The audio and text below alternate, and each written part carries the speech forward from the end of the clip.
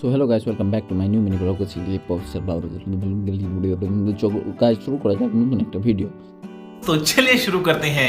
So guys, প্রথমত বলে দিই আজকে কোথায় যাচ্ছি। আজকে যাচ্ছি গাইস আমরা গঙ্গারামপুর কিছু কাজে। তো গঙ্গারামপুরের ভিডিও এটা কিছুদিন আগেকার ভিডিও, সো আমি সময় পাইনি তাই বলে পোস্ট করা হয়নি। তো দেখতে পাচ্ছ এখন আমরা চেপে গেলাম টোটোতে। টোটো থেকে আমরা এখন যাবো রোদবাড়িতে আমাদেরকে বাস ধরতে হবে। বাস ধরেই তারপরে গঙ্গারামপুর, তারপরে আমরা কিছুক্ষণ পর চলে আসলাম মালদা টাউন। আমার হাতে দেখতে পাচ্ছ আছে এখন পোর্টার লাইট। আর আজকে আমার সঙ্গে ছিল জুয়েল, সে ভিডিও করছিল। দেখতে দেখতে কিছুক্ষণ পর আমরা বাসে চেপে গেলাম। বাসে চাপার সময় অনেক প্রচণ্ড ভিড় ছিল, তাই বলে আমি সেরকম ভিডিও ফুটেজ বের করতে পারিনি। তবে বাসে চাপার পর আমাদের বাসটা ছেড়ে দিল কিছুক্ষণে। বাস ছাড়ার পর দেখতে পাচ্ছ এখন আমরা যাচ্ছি কোথায় গাইস? গঙ্গারামপুর। ইয়েস, আমরা যাচ্ছি এখন গঙ্গারামপুর। বাস চলছে, চলুক গাইস, তোমাদের সঙ্গে একটু পরে দেখাচ্ছে। 2 hours later. সো গাইস, কিছুক্ষণ পর প্রায় 1.5-2 ঘন্টা পর আমরা চলে আসলাম এখন মেন স্ট্যান্ডে, মানে বাস স্ট্যান্ডে আমাদেরকে যেখানে নামতে হতো। তো এই স্ট্যান্ডের নামটা বলে দিই, এটা স্ট্যান্ডের নাম সম্ভবত বুনিয়াদপুর স্ট্যান্ড বলে আছে, কারণ বাইরে বোর্ডে লেখা ছিল, আমি দেখলাম ঢোকার সময়। সো আমরা এখান থেকে আবার টোটো ধরবো। টোটো ধরে আবার আমাদেরকে অন্য লোকেশানে যেতে হবে। তো সঙ্গে থাকো, কোথায় কোথায় যাই সব কিছু বলে দিই। তারপরে আমরা এখন আছি আমি আর জুয়েল। তারপরে আমরা বেরিয়ে গেলাম টোটো ধরতে যাওয়ার জন্য। আমার হাতে আছে এখন পোর্টার লাইট, আর এখন জুয়েলের কাছে আছে ব্যাগ। সো আমরা টোটো ধরে নিলাম। টোটোতে আমরা এখন দুজনেই বসে আছি, কিন্তু কিছুক্ষণ পর গাইস দেখো তোমরা টোটোতে আছে কজন, 1 2 3 4 না করেও 12-13 জন। আমি তো অবাক, মানে কি বসেছিলাম কি কষ্টে একমাত্র। গাইস রাস্তায় যেতে যেতে দেখতে পাচ্ছ এখানে নতুন একটা ড্যাম বা কিছু হয়েছিল, অ্যাক্সিডেন্ট হয়েছিল, আমি ওটাই দেখছিলাম। তো দেখতে পাচ্ছ এখানে কি কি ফেলা আছে, আমি সঠিক একটা বুঝতে পারিনি। তারপরে কিছুক্ষণ পর আমরা নেমে গেলাম। এটা কোন কালিকা ঘাট না কালিকাপুর কিছু একটা জায়গা আছে, নতুন প্রথমবার এসেছি, বুঝতে তো পারছো। তারপর আবার ওখান থেকে ধরে নিলাম টোটো ধরে এবার আমাদেরকে নিয়ে যাচ্ছে কোন জমির উপর দিয়ে। রাস্তা খুব একটা ভালো না, অবস্থা খারাপ। টোটো এদিক হচ্ছে একবার ওদিক হচ্ছে, মানে আমাদের পুরো অবস্থা খারাপ। এখান থেকে আমাদেরকে যেতে হয়েছে নর্মালি 4 কিলোমিটার। কিন্তু গাছ দৃশ্য দেখো, সাধারণ দৃশ্য, আমি দেখে অবাক। দেখো কত দূর পর্যন্ত গম লাগানো আছে, এখানে কত টাকার যে গম হবে আমি নিজেও জানছি না। ওয়াও, কিন্তু দৃশ্যটা সেই গাছ। তারপরে কিছুক্ষণ পর আমরা চলে আসলাম ওয়েডিং লোকেশানে আসার পর ব্যাগ টেকে রাখলাম। আমাদের ফার্স্ট হচ্ছিল কিছুটা ড্রোন ফ্লাই করতে। শুরুতেই আমরা নিয়ে চলে আসলাম গাইস ড্রোন ফ্লাই করতে, কারণ যাতে দিনটা পড়ে না যায়। তারপরে চলে আসলাম আমরা আউটডোরে কিছুটা শ্যুট করার জন্য। আউটডোরে দেখো গাইস কত বাচ্চা আসছে, তোমাদেরকে সামনে আরও কিছু সিন দেখাচ্ছি বাচ্চাদের, তোমরা অবাক হয়ে যাবে। তারপর গমের জমি দেখো, যা ভিউ আসছিল সাধারণ। ফটোগুলো দেখতে পাচ্ছ আমি ক্লিক করছি, কিন্তু ফটোগুলো সাধারণ এসছে, আমি তোমাদেরকে বলে বোঝাতে পারছি না। কারণ Z5 এর কম্বিনেশন অ্যান্ড লেন্স কী যেন ছিল 2870 এমনি সামথিং কিছু ছিল, কম্বিনেশন অনেক সুন্দর এসেছে। তোমরা ফটোগুলো দেখতে পাচ্ছ, আমি তোমাদেরকে রিয়েল ফটো দেখাতে পারছি না, কারণ এখন বের করতে হবে, এডিট করতে হবে, এটা ওটা অনেক ঝ্যাং। তারপরে কিছুটা ভিডিও নিচ্ছিলাম, দেখতে পাচ্ছ ভিডিওগুলোও যে এসছে সাধারণ এসছে। আমি তোদেরকে বলছিলাম কিছুটা ফটো আগে ক্লিক করে নিই, ফটো ক্লিক করার পর তারপরে ভিডিও নিব। তো ফটো ক্লিক হয়ে গেলে এবার আমাদের ভিডিও স্টার্ট হয়ে গেলো। দেখতে পাচ্ছ আমাদের মডেল সব থেকে পিছনে আছে, আর এই বাচ্চা পার্টি যে আছে তাদেরকে সামনে রেখেছি, যাতে মানে বড় থেকে ছোট হলে ভিডিওটা ভালো হোক। তারপরে দেখো গাছ আমাকে পুরো বাচ্চারা ঘিরে নিয়েছে, চারদিকে শুধু বাচ্চাই বাচ্চা। এরা ক্যামেরা দেখেছি কিনা আমি কি বলবো। তারপরে কিছুটা আমি আরও আলাদা এই দিকটাতে এসে শ্যুট নিতে লাগলাম। ফটোগুলো দেখতে পাচ্ছ তোমরা স্ক্রিনে Z5 এর। তো ফটোগুলো কেমন হচ্ছে বা কেমন হয়েছে অবশ্যই জানাও। তো আর তোমাদেরকে যদি ভালো লাগে তোমরাও নিজের ওয়েডিংয়ে আমাদেরকে মানে জায়গা দাও, যাতে আমি তোমাদের প্রোগ্রামটা ভালো করে মারতে পারি। তারপরে কিছুক্ষণ পর আমরা চলে আসলাম ওয়েডিং লোকেশানে গাইস। আমাদের কাজটা হয়ে গেল কমপ্লিট, আমাদের যেটুকু শ্যুট নেওয়ার ছিল আমরা শ্যুট নিয়ে নিলাম।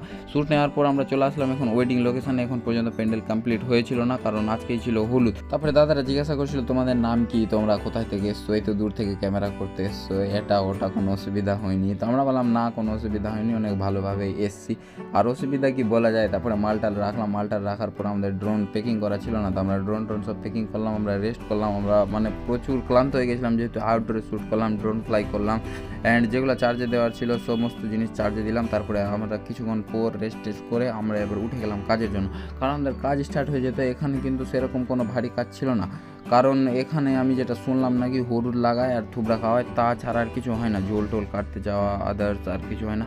তারপরে কিছুক্ষণ পর গাইস আমাদের এখানে ডান্স শুরু হলো। তোমাদেরকে ডান্সের কিছু অরিজিনাল ক্লিপ দেখাই, দেখো তোমরা।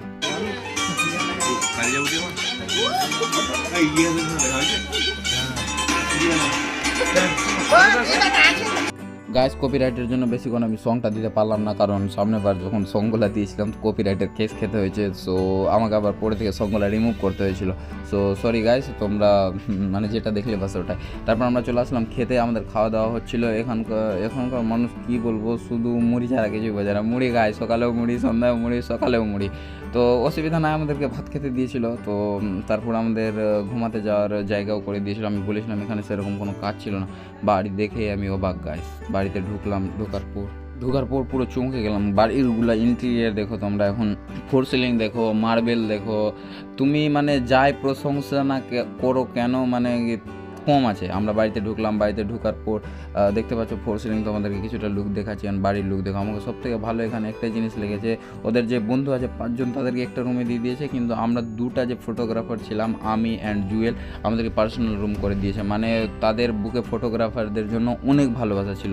তো যে দাদাটার কাজে গেছিলাম তারা অনেক সম্মান করেছে। দাদা, যদি তুমি ভিডিও দেখে থাকো, সো তোমাকে সেদিন বলতে পারিনি, মন থেকে আজকে থ্যাংক ইউ সো মাচ বলছি ওই দিন আমাদের এতটা সম্মান করার জন্য। তো এখানকার বাথরুম তো বলার কথা না, বাথরুম ছিল অনেক ভালো। বাথরুমের ভিতরে আমি ভিডিও নিতে পারিনি, আমি গিয়েছিলাম।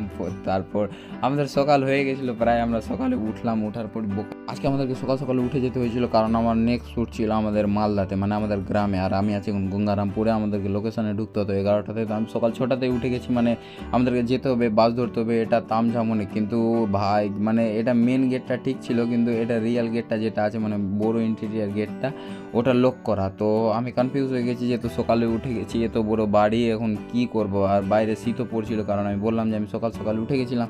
সো আমি যে দাদাটা আমাদেরকে এখানে মানে ছেড়ে গেছিলাম, আমি তাকে কল করলাম যে দাদা এমন ব্যাপার, আমি কোনো মতেই গেট খুলতে পারছি না, না কাউকে দেখতে পাচ্ছি, ডাক দিচ্ছি কেউ শুনছে না। আর ওদের মানে সাউন্ড প্রুফ রুম, বাইরে থেকে আওয়াজ দাও, যতক্ষণ কলিং বেল বাজাবে না ততক্ষণ ওরা কোনো ভিতরে সাউন্ড পাবে না। তোমরা ভিতরে ডাইনিং দেখতে পাচ্ছ। আমি দাদাকে জিজ্ঞাসা করলাম, দাদা টিভি তো ছোটো কেন? বলছে এখন পর্যন্ত আমি চেঞ্জই করিনি।